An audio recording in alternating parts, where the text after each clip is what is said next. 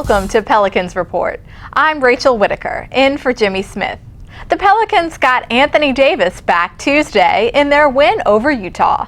And joining me for insight is beat writer Nakia Hogan. Hey Nakia, nice to see you. Rachel, how's it going today? Doing well. Well, the Pelicans have scored 100 points or more in 6 straight games, including against the Jazz. As we look back at Tuesday's highlights, Anthony Davis wore a padded vest under his jersey to guard his chest contusion. Probably will again tonight at Houston, but right back at it. 31 points, 9 boards, and 3 blocks Tuesday, but it wasn't easy for them early, Nakia. No, I think what happened is they had a little bit of that hangover effect coming, from a tough loss against Golden State in overtime, who was probably at that point, the best team in the league. So I think it was a little bit of a hangover effect, and they came out a little sluggish and slow, but eventually they picked it up. Right there with Ryan Anderson nailing a 3-pointer, then Anthony Davis coming up right here off a Rivers miss. He tips it in. The Utah did lead at the half by 3, 45-42, and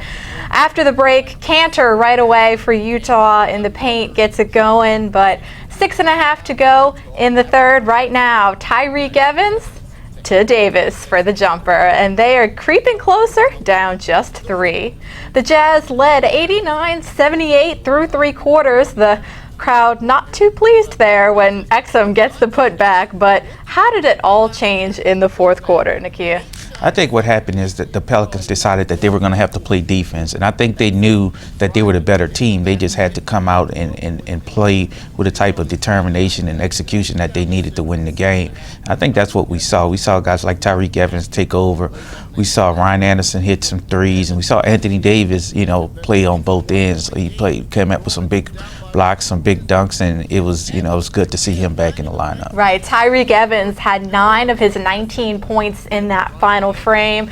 Ryan Anderson, you saw from downtown right here, he had 28 points, fired up at the Smoothie King Center. Then Anthony Davis and the foul, and he also had 9 in the fourth quarter when the Pelicans outscored Utah 41-22, and 119-111 was your final. Now, Nakia, on to tonight's opponent. The Rockets have won 9 of their past 11. They are the Pelicans, so have to play much better on the road. They're only 4-9 away from home this season. Yeah, it's been a really, really tough stretch, of games for the Pelicans here, and now they go up against a Houston Rocket team that's pretty good, and they're red hot right now. When you look at their inside-outside combination of James Harden, and then you have the big guy in the middle. It's going to be really, really difficult for the Pelicans to have to balance how do they stop Harden and Dwight Howard in the inside. But I think the Pelicans have what it takes, but it's just going to be really tough on the road where, like you mentioned, they haven't played well. Right, and the Rockets' defense actually is second